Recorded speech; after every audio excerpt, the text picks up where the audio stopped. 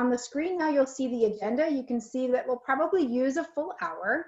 We're going to explore defining confidence and building confidence, and then we're going to have some exercises that I'll give examples on how to use, but it's for you to use on your own.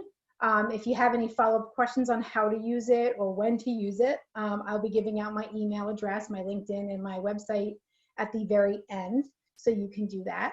Like I said, I'm open to having discussion along the way. Just shout out when you need to, but we're also building some time at the end for just some open discussion. Hopefully that's okay with everybody. So with that, we will get started.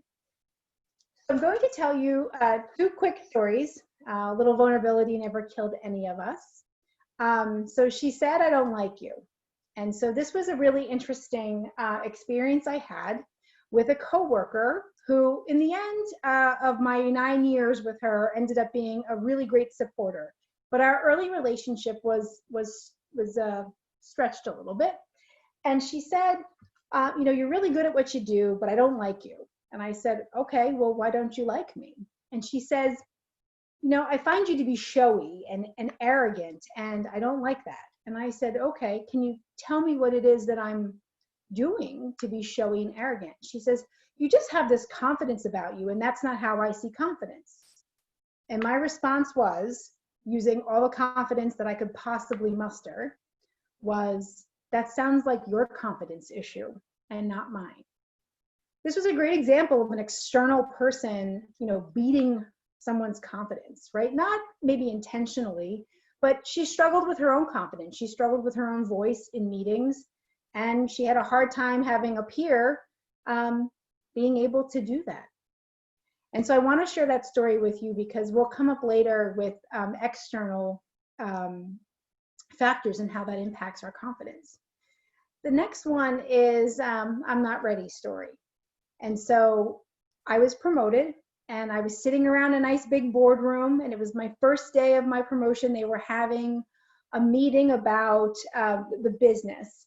And so the CFO was in there, the CEO was in there, and of course 26 other people who had something to do with the financials.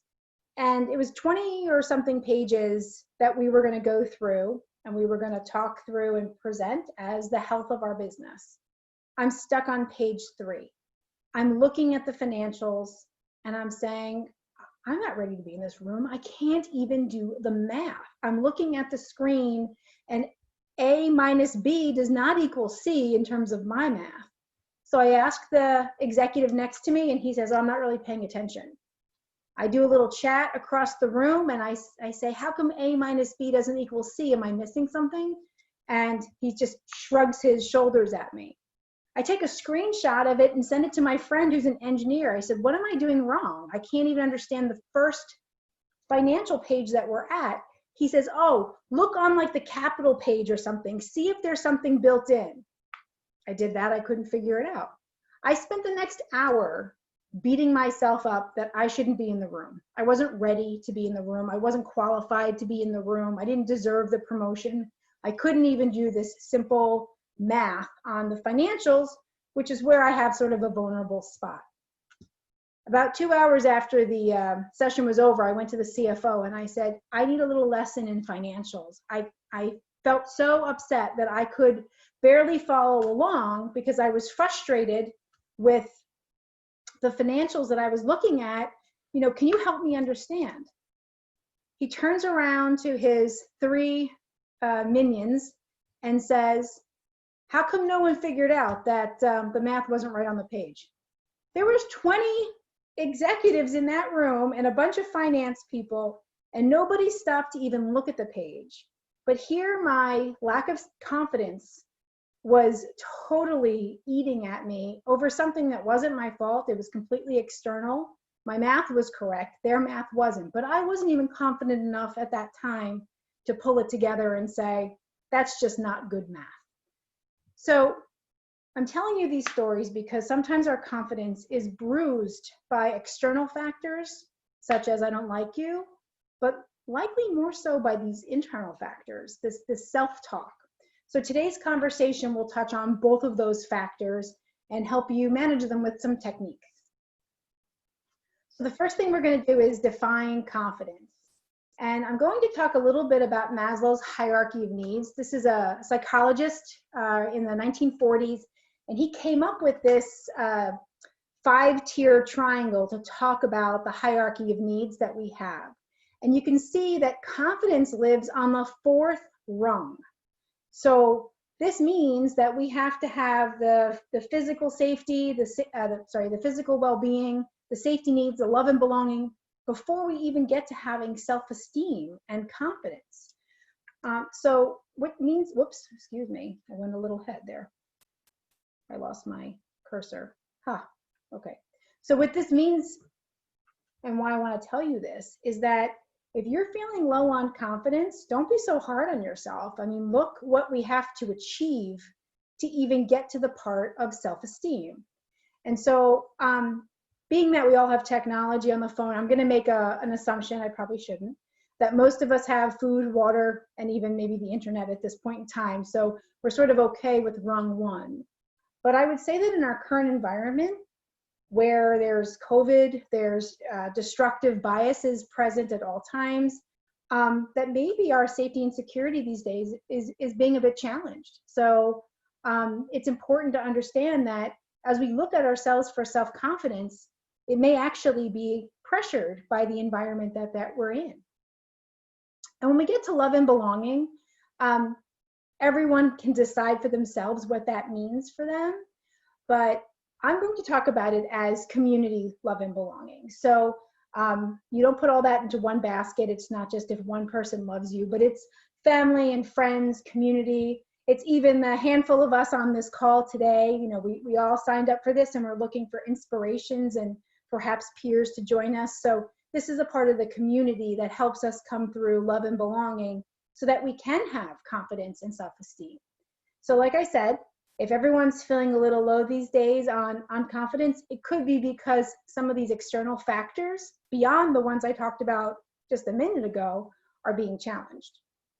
So let's do this. This is a bit of an interactive part.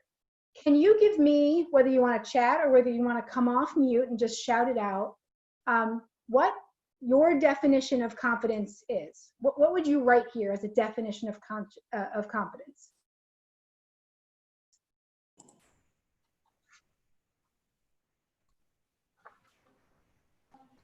Anyone want to throw something out? Loving yourself, maybe? Yeah, loving yourself. That's a great one. The self-esteem. Self-esteem, yeah. I'm writing these down. Loving yourself, self-esteem. Anyone else? Self-assurance. Oh, sorry, Ellen, I didn't hear you. Self-assurance.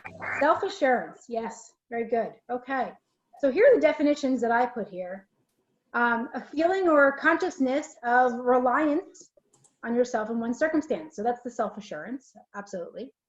Faith in believing that you are okay, you're proper, you're right, and the quality of being certain. So this is where self-esteem comes in, loving yourself, self-assurance, all of these things.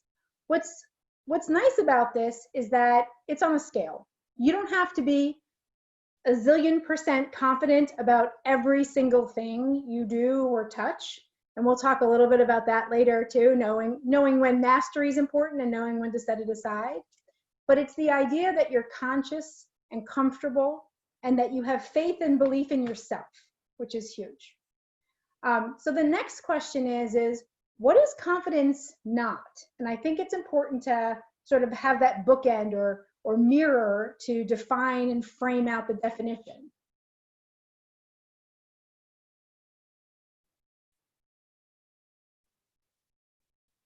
What's it not? Fear. Fear, yes. Anything else?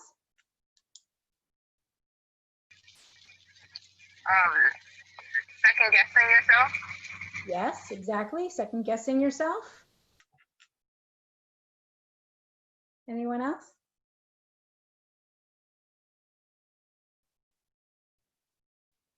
So I added here that it is not arrogance, which is an attitude of superiority. You can be confident without being superior.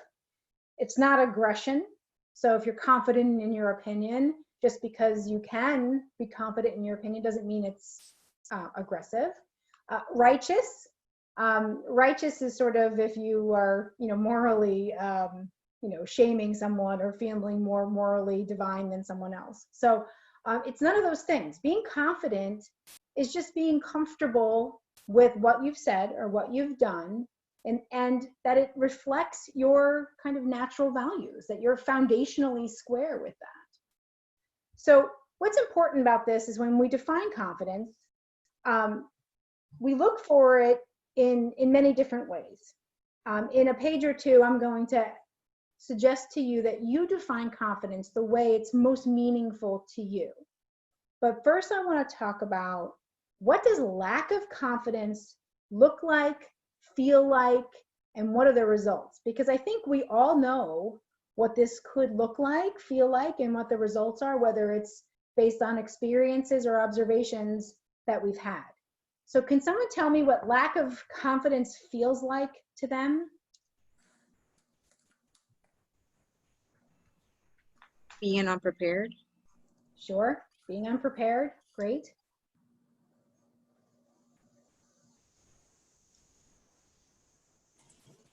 Anyone else? Sure, flip-flopping on your decisions. Yes, flip-flopping on your decisions, exactly. Mm-hmm. This is Ellen. For me, it's inertia. It's the hesitation or the inability to move forward. Yes. To Yes, resign it is. yourself to where you are. Well said. Well said. We'll talk about inertia a little bit later as well. Great. Okay.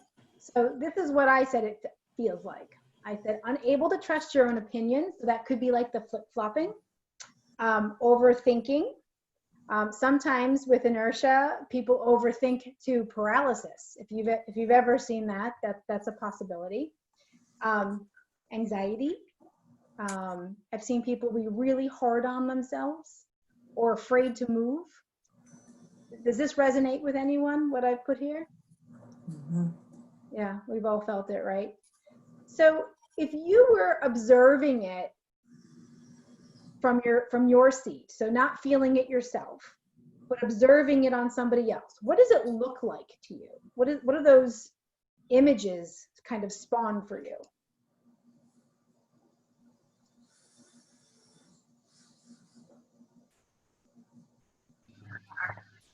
Well, their posture is it's not good. They're bent over. So like huddled, like their posture isn't up and open. That's a good one, definitely. Other thoughts about what it looks like?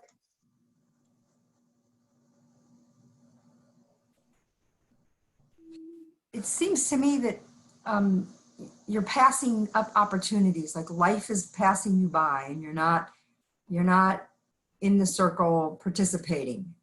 So afraid to take risks, afraid to walk out of your own space. Okay, great. Passing you by, great.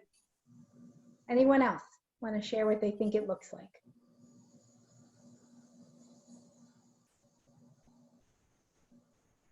Okay.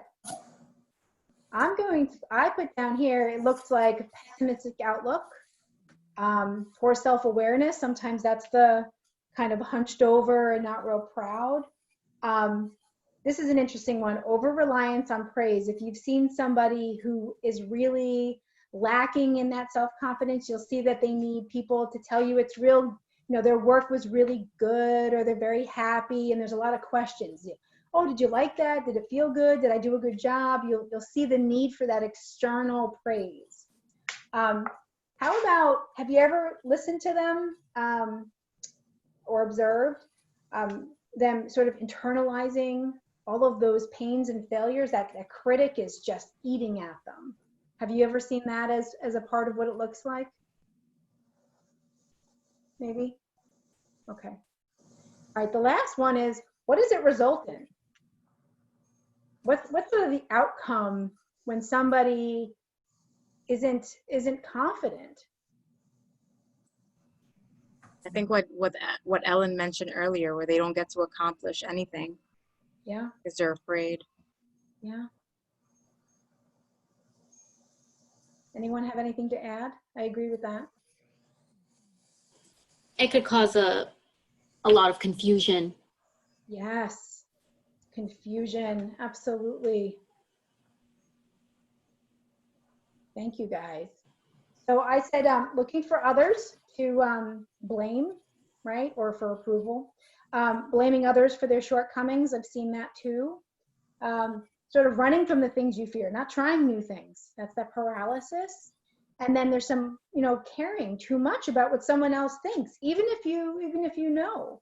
I'm sure we can all think of a moment when this was sort of our space, or maybe we observed someone. I have a very dear friend who was the top of the crop in the workspace, and then just became so lacking in confidence that this page could have been written as a description of her.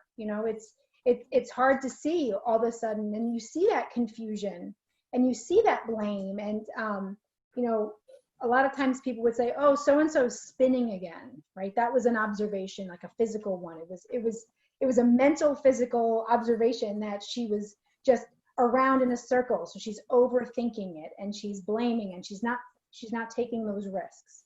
So this is sort of what it looks like. This is what the picture looks like. And I think it's important to know that, so that you know how to not step in those puddles should they come around. Okay. So the next part is building confidence. Now that we've sort of defined it and we know what it physically might even look like or how it manifests, how do we start to build it? That's more the important part of this session today. So where do you start? Where would you start if I were to say to you, what's the first thing that you need to do to build your confidence?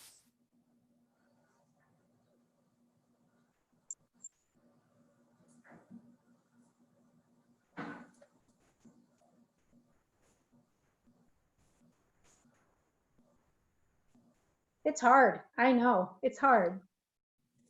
What jumps out at you when you think about where to start building blocks of confidence?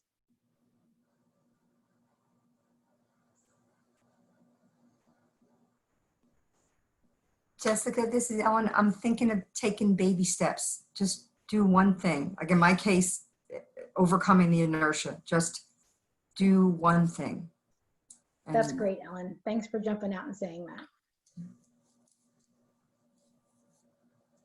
Anyone else? Okay. I put it into two spaces, internal and external. If you do these two things, just two, this can help. The first one is, don't take my word for definition of confidence. Make your own words for confidence, right? What I had on the page, 2 or 3 pages ago could be good enough for you. It might be exactly your definition, but really write that out for yourself. And frankly, same for success and happiness, right? I mean, I love when people define what success looks like, because it never looks the same between people. Neither does happiness, and neither does confidence. And so I encourage you not to take just my word for it, or what Wikipedia says, or what Webster says, but define that confidence for yourself, how it looks like to you. That's the first one. The second one, hush your inner critic. Super hard to do. I'm not saying that's something that's easy, like a checkbox, for sure, but take small steps. Ellen, there you go. Take small steps to build on that, right? Don't allow yourself to be consumed by your harsh inner critic. And that's where, the story that I shared before about me in the boardroom, that's where it is, right? It comes at you in some of the most bizarre places. And we'll talk a little bit about, the grounding of your values a little bit later, and, where those values get tested is in things like being confident, okay? The next one is external, and this one was really interesting. So I love this quote by Teddy Roosevelt: "Comparison is the thief of joy." I never thought about it until making this particular presentation for you guys, but it's so absolutely true, right? You buy a new car, you're so happy with it. You see somebody else's new car, it takes your joy. You've lost some weight and you have a new outfit. You see somebody else who's skinnier than you or more fit than you or whatever, it changes your confidence again. It challenges it, it takes it away. You can make this comparison for anything. Later on, I'm going to talk about a lasagna, and I will tell you that I'm very proud of my lasagna. But every once in a while, somebody's complimenting someone else's lasagna, and your head goes to that inner critic space, right? My lasagna is not good enough. Of course, it's good enough, right? So this is the kind of thing. Comparison is the thief of joy. When we stop comparing ourselves to others and what we've achieved to others, because we've made our own definition of success and happiness and confidence, this will help a lot. This is a baby step that I highly suggest when you go and do your internal baby step of defining what confidence means. You add into this, will not be compared to anyone else's, because that's what's super important to you. It's your value center. When I was telling you about the woman who said she didn't like me because she didn't like my version of confidence, that was her picture of what it looked like. She's a super shy lady. She doesn't vocalize. I'm more vocal. And frankly, we both have lots to say, but she doesn't often say it.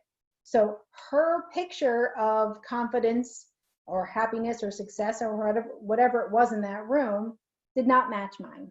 And that's okay. That was a reflection of her, not of me.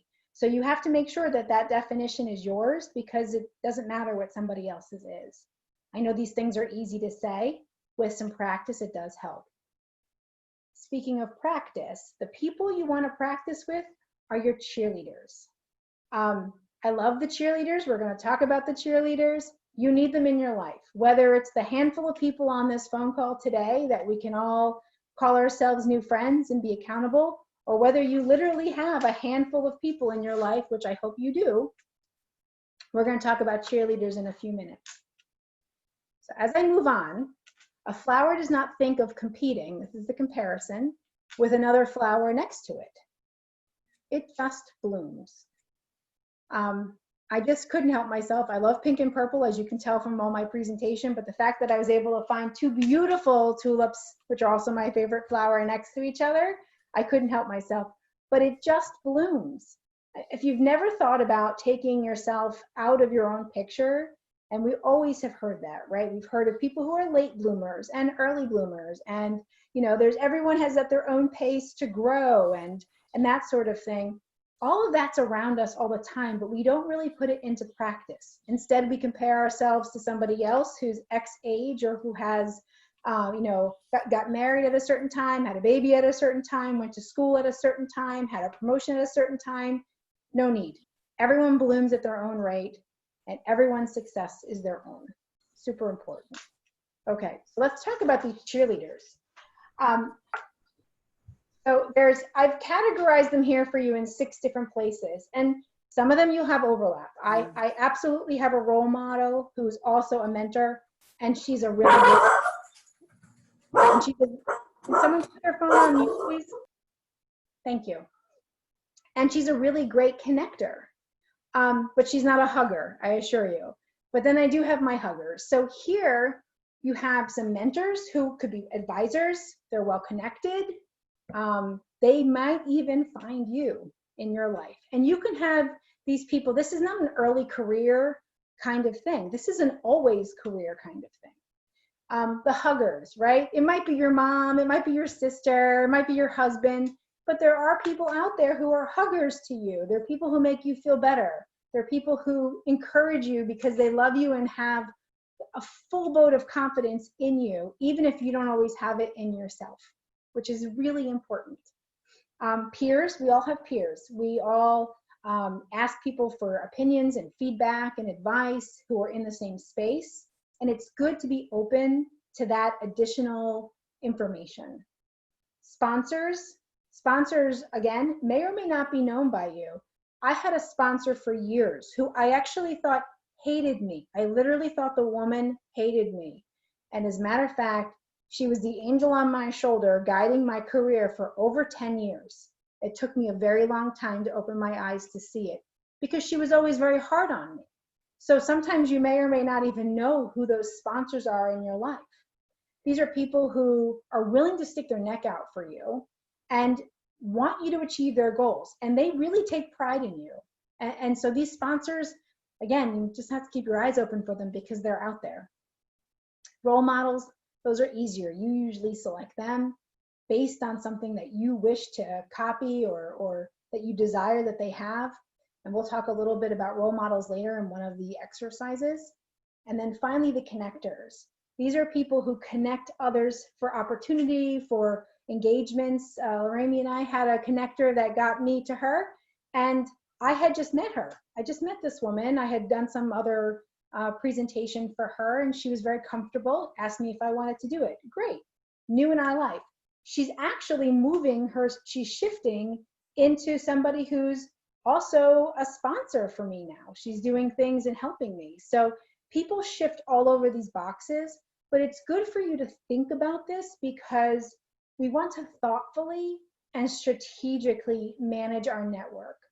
And what's really important about this is that we want to continually prune it and repair it if it's broken. So I told you about my peer who is a confidence nightmare, and I feel horrible when I watch her spin. As much as I want to help her, it's really very internal, despite the hand holding, the hugging, the peer, whatever we do, right?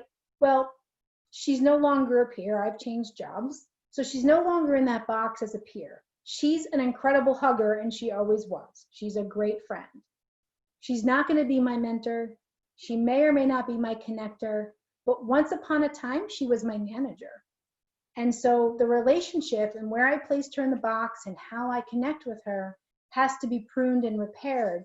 So you need to think about this as you manage your networks, because this is huge, especially for women. I feel like the strategic, thoughtful network is huge.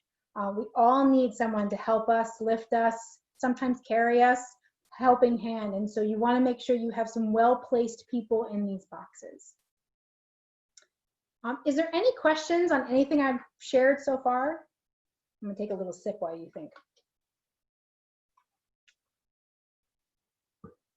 No? Okay, is my pace okay? Is everyone all right with my speed? All right, okay, then I'm gonna keep going. So how do we build more confidence? And so I like this one because more is interesting, right? If we have none, the first two things we're going to do is hush that inner critic with some good conversation, a little look in the mirror to say, you're going to stop talking mean to me, because despite the fact that it's you to yourself, likely the things that you're saying to yourself, you would never say to somebody else. So be kind and hush that inner critic. Also, move those external critics away from you. Those external critics should not be a part of your cheerleader network, okay? And stop comparing yourself to other people. Make your own versions of these things, because that's really what counts. It's a very internal satisfaction. Once you can do those couple things, here's some things that are compounding. And so I say compounding because I truly believe that, you know, once you start with one, when you do that and go to number two, it actually keeps expanding on the ability to feel more confident. So the first one is connection to your foundational values. I do have another tool and presentation regarding values and some coaching, so I'm not going to go into that here. But the idea of your foundational values is that most people have one or two values that really heartfelt, truly define them. And when those values are challenged by things like lack of confidence or whatnot, can you stand firm with your values? This goes back to defining success and happiness and confidence for yourself. Success, happiness, confidence, and any other thing you want to throw in there, that's where your values are tested. So you want to get clear with your values. The two values I operate for myself is authenticity and resourcefulness. Those two just resonate me. When I'm at my best, I am my most authentic and I am my most resourceful.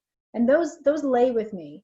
And when I think about happiness, I would never want to challenge my authenticity because I'm trying to be happy doing something that isn't a part of me. Or success, I like to be resourceful. I don't want to feel a different way, but I want to be authentic and resourceful to be successful. So that's where everything challenges. This foundational values is deep stuff. And I think it's an important piece of all of us getting to know yourself a little better so that you know sort of what that center is for you. Once you know that center and no one can take it away because you'll never let them, everything else will build beautifully around them. As you're doing that, take on a growth mindset. You read a book, you go to a LinkedIn webinar, you do a webinar like this. This is engaging for growth, right? You know that it might be an opportunity where you're stand a little vulnerable, where you try something new. That's all growth. That's all growth. And so this is compounding. Everything you read, everything you learn, everything you try is a compounding growth for yourself. Taking calculated risks. No one's asking you to jump out of an airplane right now. That may not be for you. But if you were to call somebody and say, can you be one of my cheerleaders that you haven't talked to in a while, maybe an ex-mentor or an ex-manager, that's pretty calculated, right? Because really the answer of being no is not going to hurt you at all. So important to understand that there's some calculated risks out there to help you put things into place, to help you be the most confident and successful person that you want to be. Now these next three, numbers 4, 5, and 6, I want to talk about weightlifting for just 1 second before we dive into those. So if you go to the gym and your trainer tells you to lift 10 pounds and to do 20 bicep reps, and you blow through those with no problem, you're pretty much at a steady state. You can do that.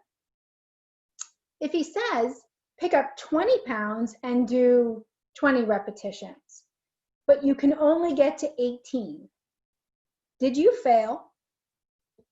That's a question to all of you. No. Did you? Everyone's shaking their head no.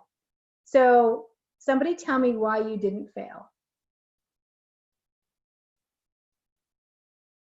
Lashana, I can't hear you, hon. You did your best. Yes, you did. You did your best. Anything else?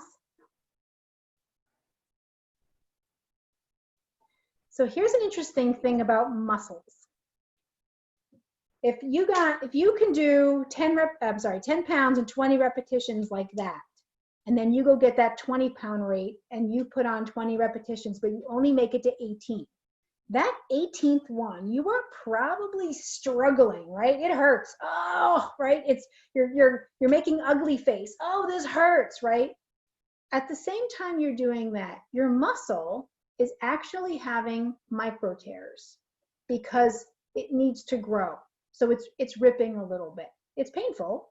Maybe the next day it's painful, but it's fatigued.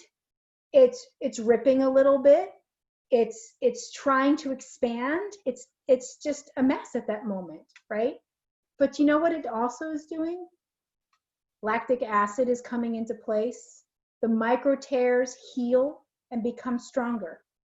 And so maybe a couple days later, you get to 19 and the same thing happens again. And then the next day you can get to 20 and then same thing happens again. And next thing you know, you're busting out a 20-pound weight and doing 20 repetitions because that early failure, right? Work to failure was your opportunity to grow. It took me forever to understand that about not only the physical muscle, but how it actually is true when you carry it through other parts of your life. That failure is the opportunity to grow. So when we talk about numbers 4, 5, and 6 on this page, we are talking about that muscle, right? Embracing the fact that you got to 18, you tried your best. That was awesome, right? It's a part of the journey to 20, absolutely. externalizing the failures. It's not you shouldn't be talking yourself back. Oh, you're so horrible. You're not in shape. You can't even do 20. No, it's a self-reward. I just did 18.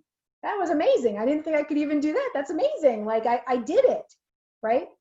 And the other part of this is so many of us, and I know this was something that my mother joked about and I joked about even as a younger person, is perfection. For some reason, we have the warped approach that we have to be perfect. And that is not true by any stretch of the imagination. Mastery is much more a journey. Perfect is a check mark, which I've now decided is completely boring, right? Because you can do a perfect cartwheel, who cares? Check, check, check, done. I can do a perfect cartwheel, who cares? Mastery is a different story. Mastery is a journey, which means you're constantly focused on getting better at whatever it is you do. You never have to stop and say, I know or I am everything possible about this, because that probably wouldn't be accurate either. But you get to enjoy the ride, right? And I think that just makes life so much more pleasurable to digest than trying to be perfect. And if your confidence is wound up around this ball of perfection, you need to help work your mindset in a different way and look for, I'm really good at this. I'm working towards bettering myself. Never has to be I'm working towards perfection. And the last one is action. So Ellen, I think you said something about that before, the inertia. My daughter is 18 and she is amazing at avoiding when she's overwhelmed. That's her go-to. She just shuts down. She'll, instead of doing, her Spanish project that is overwhelming to her, she will literally read novels or take a 4-hour nap. My absolute favorite one was when I went upstairs and asked her what she was doing, because I knew she had a math test to study for, and she had spent 4 hours knitting. And I'm like, okay, now we're not really getting anywhere with this, okay? But when I talk to Georgia, I tell her, I know it's a huge iceberg. I know it is so enormous to you. I get it. I know you don't want to climb it. You don't think you can blow it up. You can't melt it. But I got to tell you, avoiding it's not going to make it go away. Go get a tiny little spoon and a little Dixie cup and scrape yourself off a snow cone. And you might end up with 1,000 snow cones, but it's not going to be the size of the iceberg it is today. That action, whatever it is, super small or maybe bigger, is so important to your confidence. It chips away at this iceberg of impossible and makes it possible for you. So when you think about how we've gotten to the end of this slide, we've talked about there's really 2 internal factors for you. 1, define your success, and 2, hush your inner critic. Then there's the external factors. Don't compare yourself to anyone else's definition of confidence, or allow yourself to compare yourself to whatever else that they have. And the next one is to make sure you have your cheerleaders, that external force to support you in whatever way you need. Then you have some compounding steps here that once you have those few things in place, hushing those inner critics, you can truly find your foundational values, engage in a growth place, enjoy the growth as you go through the process to get to mastery or your version of mastery. Take some calculated risks, maybe scrape yourself off a snow cone from an iceberg, and change failure in your vocabulary to learning. When you fail at something, you are learning. And that is the best part of growth. Despite the fact that we've taken those words and put negative connotations on them, give them a little twist. But while we're here, in the event that you don't have all of the ability to do those things, I have some vitamins for you. These are some quick hits that any of us can use. I have Dress for Success in the left-hand corner because I couldn't help it. So when you put yourself together, you typically feel better. accept compliments. Has someone ever given you a compliment? You're like, oh, stop it. Oh, no, don't do that. Say, oh, thank you, right? It's a confidence boost. Little exercise. How about some mindfulness? Take action and stop procrastinating. You can pop any of these vitamins whenever you want. And they may help you with your internal or external work, or even some of those confidence boosters, but you can do this at any point in time. Ditch the harsh words, ditch the stereotypes, ignore the inner critic, smile, right? Learn something new, engage. Just talking to someone sometimes boosts the confidence, as long as it's the right person. And we're going to talk about the right people in just a few minutes when we get to the confidence exercises. Okay, I'm going to take a quick sip break. Does anyone have anything they'd like to comment on, ask a question, thoughts?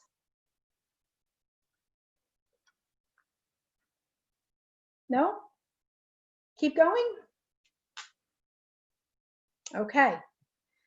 Now is a good time to talk about all the things that we said, that negative talk. When you say it's impossible, change impossible to I'm possible. It changes the view. It's not going to be the big iceberg. It's just going to be a ton of delicious snow cones. So take the opportunity to do that. And with that, I will be giving you some exercises. The next 3 slides are these exercises that I've been using for coaching people for whatever it is that they want to be coached on, whether it was listening skills or confidence or happiness or success for years.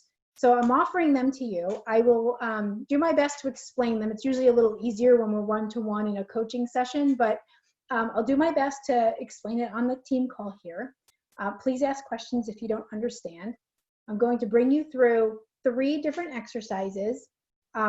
You don't have to do them now. At the end of this session, I have your emails. I'm going to email you these slides so that you can do these on your own, or if you'd like to come back to me and ask questions, you're welcome to. So I hope that's a fair offer. Okay. Okay, so the first one is a reflection document. Now, reflect back first on your definition of confidence. That's the first thing you have to do. You have to know what you're looking for. The second thing is the left side of the page here. Name who confidence looks like to you. So I always use Michelle Obama. I just adore her. She's amazing. She can speak beautifully. She's got this beautiful, positive outlook, and she just oozes amazing confidence. So I always put Michelle here. And so the reason I have 4 spaces, or you could actually use the bottom for 5, is I'm trying to find 5 Michelle Obamas in my life, whether they're her or whether they're closer to me. Not only do I put her name here, but I put what it is, like what does it look like on her, so that I can really see it. So this opportunity, the left side of the mirror, is for you to do that. The right side of the mirror is the opposite. So I would not share your thought process here with many people. I wouldn't send it out, because I'm not saying be mean to anybody. I'm just trying to help you identify what the 2 ends of it are. So I shared with you that I have a friend who I love dearly, but in the workplace, not so good.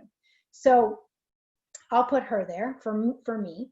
And what it looks like, right? When it looks like overthinking, or when it looks like setting the staff into a spin and there's confusion, I think, as Crystal said. So those are the kind of things I have there.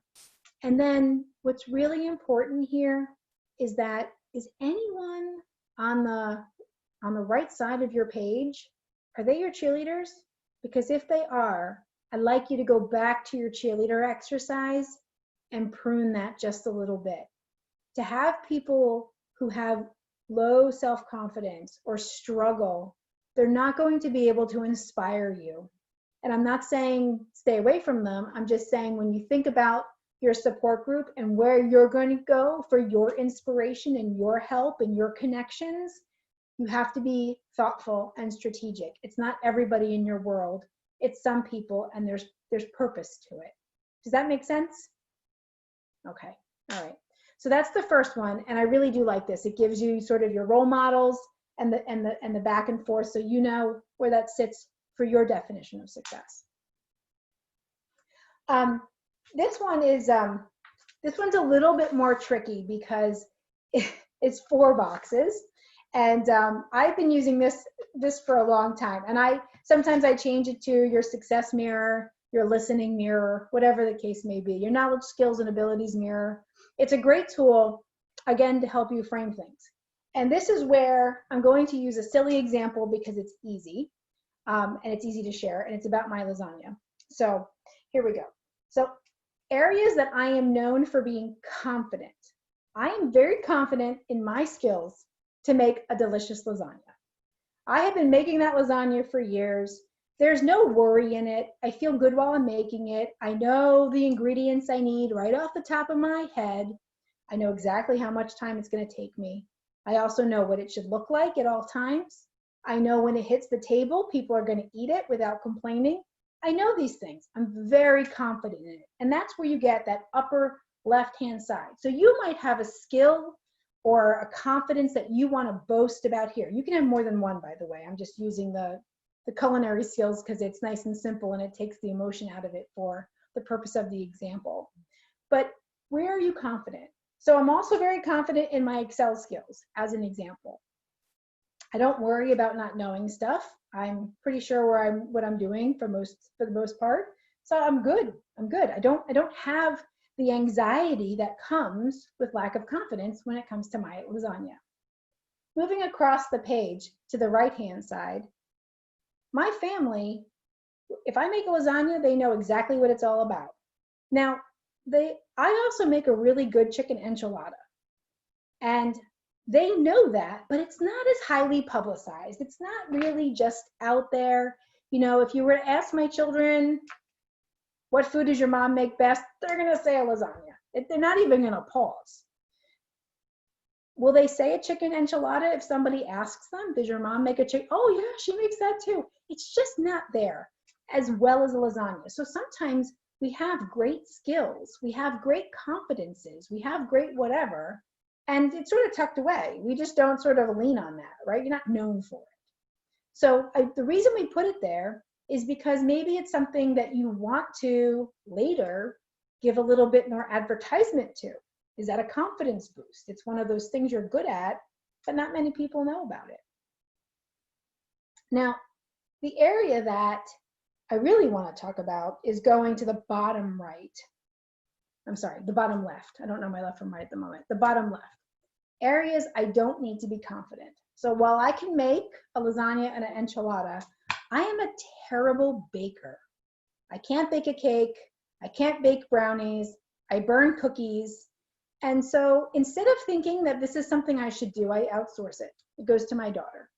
So now I don't really have to worry about being confident there because I'm going to outsource it. I'm going to give it to someone else to do. It's not something that I'm going to put pressure on myself. And it's sort of that know thyself space, right? Authentically and resourcefully, I'm authentic to myself, my core foundation, my core values. I know I can't bake because I'm resourceful. I'm going to outsource it. It works out okay.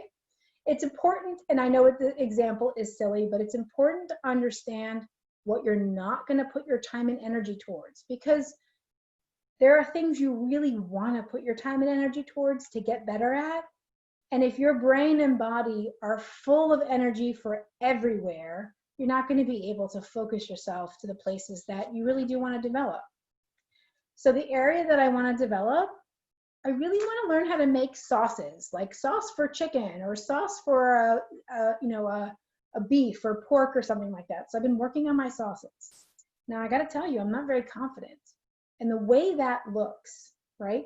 The recipe I check 100 times. I'm constantly checking, do I have the ingredients?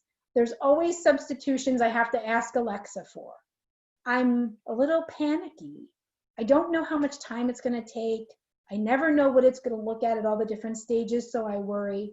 And then when it gets to the table, there's a lot of, hey, do you like that? Does it taste good? Was that worth it? Should I add more salt next time? I'm not confident. You can tell. It doesn't look anything like my lasagna on me, right? And so I share this mirror with you because I think it's worthwhile to help you understand yourself in terms of what you're really good at. So you're going to work towards mastery. Other things you're really good at that maybe you just have to work towards advertising, things that you don't need to be good at, so you're going to work towards not giving it your energy. And then what you might want to work on, whether that's a confidence level for a skill, or a confidence level for an approach, or if it's a confidence level for, giving a presentation or something like that. It could be anything. And that's why the confidence mirror is really helpful, because it helps you take pieces of your life and the things that you think about and ground them so that you know where to add your attention and maybe where you don't need to add your attention. And like I said, I use this mirror for a lot of different coaching opportunities because it really helps. I will also say another thing that helps, don't force yourself. Leave this out, maybe on a desk or something, a counter, and go at it in a relaxed fashion. When you think of it, go ahead. Trying to force it sometimes doesn't work. We found that typically some kind of light conversation sometimes sparks what can happen with these boxes. And I've used them over and over again in my life for 25 years. And they're dynamic too. So things that maybe you were, in the bottom right-hand box, maybe at some point they move to a different box. Maybe you decide it's not something you want to stretch a skill in and you move it to the left.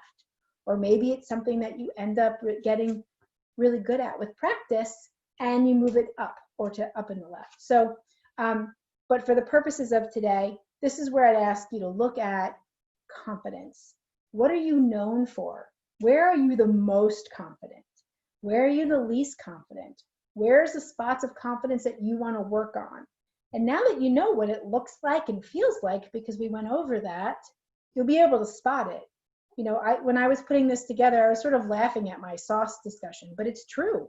I'm always asking what's going on. I'm always checking. I cause a lot of chaos in the kitchen making these silly sauces because I've decided I want to get better at it. It's quiet when I make other things, my enchilada or my lasagna. I'm in and out, it's done, it's clean, it's fast. I got no worries. So this is the kind of stuff that we see even in our kitchen skills like myself. Okay, moving on to the last piece. This is the focus plan. So what I've done now is you have that first exercise where you sort of know what it looks like. The second exercise grounds it down as it pertains to you. And then this third exercise is bringing it forward and getting yourself a plan. So if we're going to use my silly sauce, here it is. In this area, the focal area, I'm going to check the recipe and I'm going to make sure I have the ingredients. And that's an important part of the focus, right? If I force myself to have a dinner party where I'm going to make a sauce, I want to make sure I've given myself time to practice. So I'm going to have that as a focal area. I want to make sure that I've tried it a couple times and I've gotten some different results, and maybe I'm editing my recipe, right? There's a couple things you're going to do to get to your end result. So this is where you take that bottom right-hand box and break it up and put it into practice with some focus that will make you feel good about getting there in steps, baby steps, as Ellen said before. Now, what's really important here is maybe consider getting yourself an accountability partner. This is where the day of the dinner party that I'm going to make sauce for a chicken, I don't give up, throw everything out, grab a lasagna tray and quickly make a lasagna because I'm terrified. Because frankly, getting into your vulnerable spots takes courage and it's hard. And so sometimes an accountability partner who could be one of your cheerleaders could sit there and say, you got this, you've made this a couple times, don't be afraid, go ahead. And that sometimes is the little boost of confidence you need from the external cheerleading world to help you be successful in what you want to be successful at. And in this case, boost your confidence. So how do we feel about those exercises, ladies? Do they resonate with you? You think they would be helpful if you wanted to do those on your own? Okay, good. Well, a couple other things. I have some resources for you. If you have not heard of Brene Brown, she is fantastic. She's got 5 books. She's a professor down in Houston, and she's been a researcher her whole life, and she's worked on shame and courage and guilt and confidence. And while this is a leadership book, she's got a lot about that foundational value and how to approach things and building yourself up and getting rid of those inner critics, and also sort of knowing the warning signs of when that anxiety and fear starts coming down on you. So she's a really inspirational person. I've not found any of her books hard to read, even though they have a lot of research in them. But if you have the time, she's pretty fantastic. You'll also enjoy this TED Talk by Brittany Packnett, who not only is a beautiful speaker, she's talking specifically about confidence and how to spark it in others. And I think what's really important about that is going back to your cheerleaders, going back to your accountability partner, going back to your role models. You might be somebody else's role model. I know it's crazy to think about it because we never think about ourselves that way, but you might be someone else's role model. And so, you know, what Brittany's talking about here is sort of that aura of confidence and self-assuredness that people have that gravitate, and people will look to you. So this is a great TED Talk about what happens when you're building your own confidence and inspiring others.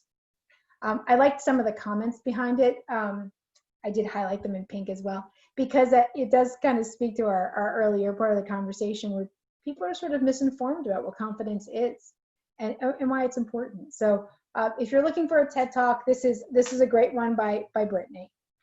I also really liked this from Susan, and she's got both a quick YouTube, which is listed right there at the bottom, and she has this book, and she's great. And what I really liked about it was that 7 hurdles that women face in the workplace, 2 of them came up in today's conversation, both the confidence in terms of our worthiness and that strategic relationship building, that thoughtful strategic part where we were talking about our cheerleaders. So I really enjoyed listening to her and reading her book, because I think she had a lot of good things to say, and it's all sort of baked in what we were talking about today. I think you'll also enjoy her. And lastly, this woman is hysterical. If you need a really good laugh, I will share though, if you're a little concerned about harsh language, she has a lot of harsh language in her book. She is likely writing as she thinks and says things, and she's got these 4 books that are very funny, but in the end, you do you. You have to accept that we all have flaws, we're all vulnerable, and as soon as you say, I'm vulnerable to this, you'd be amazed at how freeing that is. I recently had to do something that I was terrified to do. And my friend said, you know, I've noticed you're kind of hesitant. I said, I'm hesitant. I am freaking out scared. And she said, why are you scared? I said, I am. I'm worried. I don't want to be embarrassed. And she said, you have this. Why are you feeling this way? And it was just a you do you. It was the comparison being the thief of joy. It was the external critic. It was the internal critic. I mean, it was a messy little thing. And in the end, once I said to her, I'm scared, she said, okay, let's talk about that. And gosh, that was really liberating, because once you put it out there, it can't haunt you anymore. And it truly is very helpful. So, you know, I know we all have vulnerabilities. We all have things that we're worried about doing, but embracing your vulnerabilities, knowing your foundational values, defining how this feels and looks to you really does help you. And she writes here, acceptance breeds confidence, and it's acceptance in yourself, which is huge. So with that, I did pretty well. We're just a little over 4 o'clock. We started a little over 3. So is there anything that anyone would like to talk about? The slides, any of the content, any questions about the exercises?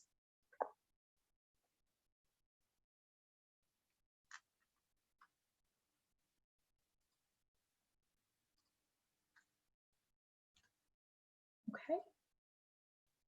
All right. Well, then I'll just put this out here. I'm going to send this to everyone. On the right side of the page in purple, you will see my website, my email, my LinkedIn. So I will send you this slide deck, and I'll copy Lorraine on it. And hopefully you've enjoyed today's session, and hopefully this has been helpful to you. And if you want to get in touch with me to ask any questions about the exercises or any follow-up information, I'm more than happy to oblige. Perfect. Thank you, Jessica. I had to unmute myself. You're welcome. Do we want to take a quick big smiles picture? Yes. All right. Do you want to leave? I'm going to do this. Hold on. There we go. Does that help you? It's still on. It's your, oh, hold on.